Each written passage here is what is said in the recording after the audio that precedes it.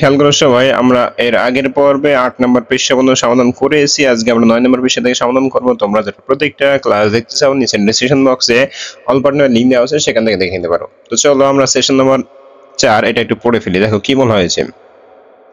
দেখো বলা আছে কিওয়ার্ডের খেলা। ইতিমধ্যে আমাদের দল কোনো সমস্যা নিয়ে কাজ করতে চাই তা নির্ধারণ করেছি এবং কিছু তথ্য সংগ্রহ করেছি। দ্বিতীয় সেশনে আমরা জেনেছি ইন্টারনেট থেকে তথ্য সংগ্রহের ক্ষেত্রে আমাদের কি কি বিষয় লক্ষ্য রাখতে হবে। ইন্টারনেট থেকে তথ্য নেওয়ার ক্ষেত্রে কিওয়ার্ড দিয়ে অনুসন্ধান করার একটি নিয়মের কথা বলা হয়েছে। আজ আমরা কিওয়ার্ড নিয়ে একটি খেলা খেললে কেমন হয় বলো তো। খেলার নিয়ম। খেলাটি মূলত আমাদের শিক্ষক সহ খেলবো। শিক্ষক মনে মনে একজন বিখ্যাত ব্যক্তি, স্থান, চলচ্চিত্র, বই বা দেশ ভাববেন, কিন্তু আমাদের জানাবেন না। আমরা বিভিন্ন প্রশ্ন করে খুঁজে বের করব শিক্ষক আসলে কোন ব্যক্তি, স্থান বা বই মনে মনে ধরেছেন বা ধরে রেখেছেন। এখানে খেলার মূল নিয়ম হচ্ছে শিক্ষক শুধু হ্যাঁ বা না উত্তর দিতে পারবেন, আর আমরা সর্বোচ্চ 20টি প্রশ্ন করতে পারবো। অর্থাৎ আমাদের প্রশ্ন এমন করতে হবে যেন শিক্ষকের উত্তর হ্যাঁ বা না হয়। শিক্ষক খেলার শুরুতেই বলে দিবেন যে উনি কি ব্যক্তি ভাবলেন। খেলার শুরুতেই বলে দিবেন উনি কি ব্যক্তি ভাবলেন, নাকি চলচ্চিত্র ভাবলেন নাকি অন্য কিছু। খেলার উদাহরণ। মনে করি আমাদের শিক্ষক মনে মনে ধরেছেন রবীন্দ্রনাথ ঠাকুর। শিক্ষক বলে দিবেন আমি একজন বিখ্যাত ব্যক্তির কথা ভাবছি। এবার আমাদের প্রশ্ন করার পালা। শিক্ষার্থী বলবে ব্যক্তিটি কি নারী? শিক্ষক বলবে না। শিক্ষার্থী বলবে ব্যক্তিটি কি জীবিত? শিক্ষক বলবে না। শিক্ষার্থী বলবে ব্যক্তিটি কি রাজনীতিবিদ? শিক্ষক বলবে না। শিক্ষার্থী বলবে ব্যক্তিটি কি লেখক? শিক্ষক বলবে হ্যাঁ। শিক্ষার্থী বলবে ব্যক্তিটি কি বাংলাদেশে জন্মগ্রহণ করেছে? শিক্ষক বলবে হ্যাঁ না। শিক্ষার্থী বলবে ব্যক্তিটি কি বাংলায় লিখেন? শিক্ষক বলবেন হ্যাঁ। শিক্ষার্থী বলবেন ব্যক্তিটি কি উপন্যাস লিখেন? শিক্ষক বলবেন হ্যাঁ। শিক্ষার্থী বলবেন ব্যক্তিটি কি কবিতাও লিখছেন বা লিখতেন? শিক্ষক বলবেন হ্যাঁ। শিক্ষার্থী বলবেন ব্যক্তি কি গীতাঞ্জলি কাব্য লিখেছেন? শিক্ষক বলবেন হ্যাঁ। পেয়ে গেলাম আমাদের উত্তর রবীন্দ্রনাথ ঠাকুর। তো দেখো এখানে বলা হয়েছে সমস্যা দেখে না পাই ভয়, সবাই মিলে করি জয়। এইভাবে শিক্ষকের সাথে আমরা খেলাটি খেলবো। চাইলে আমরা খেলাটিকে মনের মতো করে একটি নাম দিতে পারি। তো চলো আমরা খেলা একটা নাম দিয়ে আসি। তো দেখো আমরা একটা খেলার নাম দিয়েছি, খেলার নাম দিয়েছি মজার খেলা। এবার দেখো এরপরে কি বলা হয়েছে, আমরা একটু ভেবে দেখলেই বুঝতে পারবো ইন্টারনেট কিন্তু এই খেলাটির মতো করেই কাজ করে। অনেক তথ্য থেকে কিওয়ার্ড অনুযায়ী আমাদের জন্য আমাদের প্রয়োজনীয় তথ্য খুঁজে বের করে দেয়। আমরা যদি উপরের খেলার উদাহরণ থেকেই দেখি, আমাদের সর্বশেষ 9 নম্বরের প্রশ্ন দিয়েই ইন্টারনেটে প্রশ্ন করতাম কে গীতাঞ্জলি লিখেছেন, তাহলে আমাদের উত্তরটি বের হয়ে আসতো। অর্থাৎ আমরা ইন্টারনেটকে যদি যথাযথ প্রশ্ন করতে পারি তাহলে উত্তর পেয়ে যাব আরো সহজে। দেখো 1.4 ঘরে বলা হয়েছে কি যে এখন আমরা ইন্টারনেটে সার্চ বা অনুসন্ধান করার কিছু নিয়ম জেনে নিতে পারি। তো দেখো 1 নম্বরে আমাকে বলা হয়েছে যে শব্দ বা লাইন খুঁজেছি সেটার উদ্ধৃত চিহ্ন ব্যবহার করলে সহজে কাঙ্ক্ষিত ফলাফল পাবো। 2 নম্বরে বলা হয়েছে ফাইল টাইপ দিয়ে সার্চ দেওয়া যায়। যেমন আমি যদি পিডিএফ ফাইল খোঁজার চেষ্টা করি, আমি কি ওয়ার্ড লিখলে পিডিএফ ফাইল রয়েছে এমন ওয়েবসাইট আসবে। যেমন মনে করো আমি সাপোজ চাচ্ছি যে ক্লাস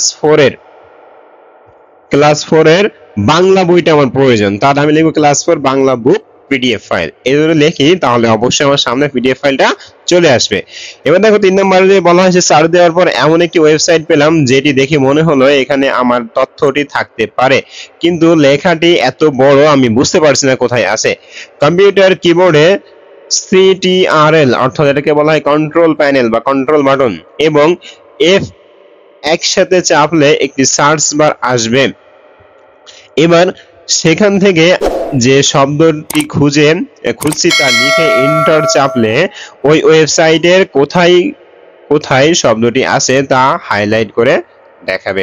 অর্থাৎ দেখো কম্পিউটারে CTRL অর্থাৎ কন্ট্রোল বলা হয় এটাকে, আর F যে বাটন আছে শুধুমাত্র F, আমাদের কিওয়ার্ডে যে বাটন থাকে এবিসিডির মতো, তো এই দুইটা যদি আমরা একসাথে চাপি তাহলে আমরা যে সার্চ বার পাবো সেখানে যদি আমরা শব্দটা লিখি তাহলে যেখানে যেখানে শব্দটা রয়েছে সেখানে সেখানে হাইলাইট করে দেখাবে। এবার দেখো 4 নম্বরে বলা হয়েছে কোনো নির্দিষ্ট সময় তথ্য চাইলে আমরা তারিখ দিয়ে দিতে পারি, যেমন 1 থেকে 10 মার্চ 2020 বাংলাদেশ এরকম।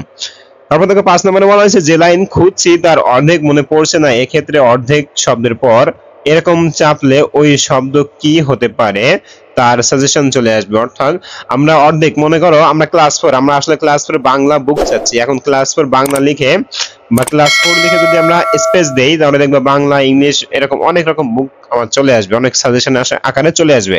দেখো 6 নম্বরে বলা হয়েছে এছাড়া আমরা ইমেজ, ভিডিও, সংবাদ এভাবে বা ক্যাটাগরি অনুযায়ী সার্চ দিতে পারি। এছাড়াও আমাদের ইমেজ, ভিডিও, সংবাদ আমাদের কিন্তু ফাইল আকারে থাকে, এখানে প্রথম হলো ওয়াল, তারপরে ইমেজ, তারপরে ভিডিও, এইভাবে কিন্তু ফাইল আকারে থাকে, এইভাবে আমরা দেখতে পারি। এবার দেখো এখানে আমাদের একটা কাজ রয়েছে লাস্ট, এটা আমরা দেখবো। তার আগে চলো উপরটা একটু পড়ে আসি। দেখো বলা হয়েছে আগামী সেশনে উপস্থাপনের সময় যে বিষয়গুলো মাথায় রাখবো। আমরা আগামী সেশনে উপস্থাপনার জন্য পরিকল্পনা করব। আমাদের বিষয়টি শ্রেণীকক্ষে উপস্থাপনার ক্ষেত্রে লক্ষ্য রাখবো যে উপস্থাপনাটি যেন অল্প সময়ের মধ্যে সম্পন্ন হয় এবং আমাদের দলের বিষয়বস্তুটি আমরা সবার কাছে তুলে ধরতে পারি। এক্ষেত্রে আমরা দেয়ালিকা, এখানে দেয়ালিকা হবে, পোস্টার, তারপর পাওয়ার পয়েন্ট উপস্থাপনা ইত্যাদির মাধ্যমে উপস্থাপনা করতে পারি। এবার দেখো এখানে বলা হয়েছে আমার উপস্থাপনা যারা থাকবে নির্ধারিত সমস্যা সমাধান প্রাপ্ত তথ্যের উৎস, তো এটা কিন্তু আমাকে থাকতে হবে। তো চলো এটার উপরে যে কাজটা আমাদের কাছে করতে হবে সেটা আমরা দেখে আসি। দেখো এখানে দিয়েছে দলের নাম, এখানে গোলাপ, যেটা যে খুশি দিতে পারো, এখানে কমলা দিতে পারো, তোমরা যে যে নাম সেই নামই দিতে পারো, ঠিক আছে। এবার দেখো নির্ধারিত সমস্যা কি দিয়েছি যে শিক্ষার্থীরা মিলে বিদ্যালয়ের মাঠে একটি ফুল ও ফলের বাগান করব। বাগানে কি কি গাছ লাগানো যেতে পারে এবং কিভাবে লাগাতে হবে। এরপর দেখো সমস্যার সমাধান, স্কুলের সামনে জায়গা নির্বাচন করে জমি প্রস্তুত করব। এরপর সেখানে ঋতুভিত্তিক ফুল, ফল ও সবজি গাছ লাগাবো এবং নিয়মিত বাগানে পরিচর্যা করব। এরপর খেয়াল করো প্রাপ্ত তথ্যের উৎস, এখানে দিয়েছি দেখো উপজেলা কৃষি অধিদপ্তর, কৃষি কর্মকর্তা এবং অভিজ্ঞ কৃষক, এদের কাছ থেকে আমরা মূলত প্রাপ্ত তথ্যগুলো পেয়ে থাকতে পারি। তো সুপ্রিয় শিক্ষার্থী, আশা করি তোমরা খুব সুন্দরভাবে আমাদের ক্লাসটা বুঝতে পেরেছো। আজকে ক্লাসটা এই পর্যন্ত, আগামী ক্লাসে আবারও দেখা হবে কোনো একটা পার্ট নিয়ে। ততক্ষণ পর্যন্ত সবাই ভালো থাকো, সুস্থ থাকো এবং আমাদের চ্যানেলের ভিডিওগুলো তোমাদের কাছে কেমন লাগে অবশ্যই কমেন্ট করে জানিয়ে দিবে। কোন কোন ভিডিও তোমাদের কাছে বেশি প্রয়োজন, কোন কোন ভিডিও তোমাদের বেশি দেওয়া লাগবে সেগুলো অবশ্যই জানিয়ে দিবে। আগামীবার আমরা শুরু করব 11 নম্বর যে পৃষ্ঠা এখান থেকে 5 ও 6 সেশন, ঠিক আছে। সবাই ভালো থাকো, সুস্থ থাকো।